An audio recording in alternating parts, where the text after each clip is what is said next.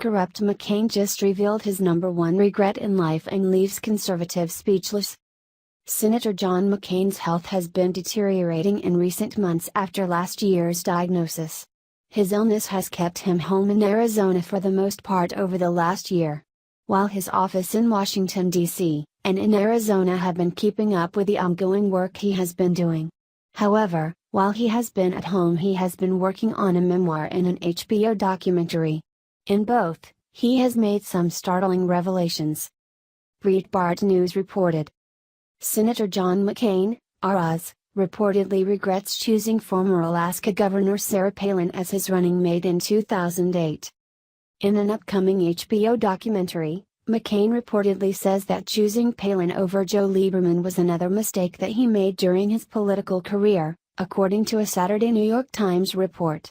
In his upcoming book, Restless Wave, McCain reportedly recalls that his advisors warned him that picking a vice presidential candidate and Lieberman who caucused with Democrats and supported abortion rights would divide Republicans and doom his chances. Trending, Devin Nunes calls for immediate arrest of John Kerry for treason. They found everything. It was sound advice that I could reason for myself, he reportedly writes. But my gut told me to ignore it, and I wish I had. Palin galvanized conservatives and working-class voters who were fed up with both political parties when she was put on the ticket, and she was the only reason McCain even had a fighting chance of defeating Barack Obama in 2008. The McCain-Palin ticket took a 2-point lead after the Republican National Convention. Voters ultimately vote for the top of the ticket, though, and McCain lost the election in large part because his incompetent and in-over-their-head advisors like Nicole Wallace and Steve Schmidt decided to infamously go all-in by suspending his campaign during the financial crisis. McCain's hacks, too, allowed McCain to go to White House meetings about the financial crisis without being fully prepared or briefed about TARP, Troubled Asset Relief Program, somehow managed to make a freshman senator seem more presidential than the distinguished war hero and veteran legislator. After the 2008 election, Palin gave a voice to blue-collar conservatives who were ignored by the GOP establishment that had nothing but disdain and contempt for them and the issues they cared about, like illegal immigration. The former Alaska governor also made it possible for an economic nationalist and outsider candidate like Donald Trump to eventually crush the Republican establishment in the 2016 primaries and then shock the elites in the bipartisan permanent political class in the general election. The Republican establishment, sensing the existential threat that Palin represented long before Trump's rise, promptly tried to do everything to undermine her influence, previewing what they would try to do to Trump 8 years later.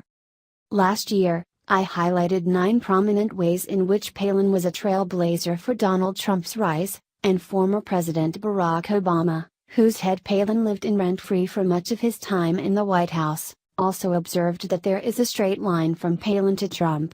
I see a straight line from the announcement of Sarah Palin as the vice presidential nominee to what we see today in Donald Trump, the emergence of the Freedom Caucus, the Tea Party, and the shift in the center of gravity for the Republican Party, Obama said.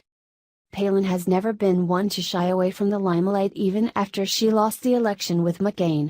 She's someone who over the years has been rumored to want to run for president but never has. But she recently came out and said that if the opportunity arose again, she would pounce on the chance to run for vice president again. Politico reported. "Heck yeah," said Palin, who was Republican nominee John McCain's running mate in his 2008 presidential bid against then Democratic nominee Barack Obama. "I would do it again in a heartbeat." In a conversation with conservative commentator Mark Levin on Fox News, Palin said she was glad to have been chosen by the McCain camp but still harbored a few regrets from the run-up to the election. "I'd have pushed back harder on some of those who were trying to mold me into something that I was not during the campaign," she said. "I would have pushed back and gotten more truth out there." Palin, a supporter of President Donald Trump, also revealed the political, practical reasons she believes she was chosen as McCain's vice presidential candidate. "He probably knew that they needed someone younger, needed a female, and needed a true conservative to balance everything else out," she said. "They were smart enough to have chosen someone with a lot of administrative experience. That was my career." Palin's frequent campaign stumbles, Unpreparedness for the national spotlight and clashes with McCain campaign personnel were the subject of much reporting and skepticism during the 2008 race, and were depicted in the 2012 HBO film Game Change. While John McCain maintains his high profile, there should be some accountability. Instead of blaming other people around him, he should accept responsibility for the fact that he chose Sarah Palin as his vice presidential candidate. If he has anyone to blame, he should blame himself. He tried, he failed, and there is no shame in that. But there is shame in trying to blame it or pass it off on someone else. Share if you agree.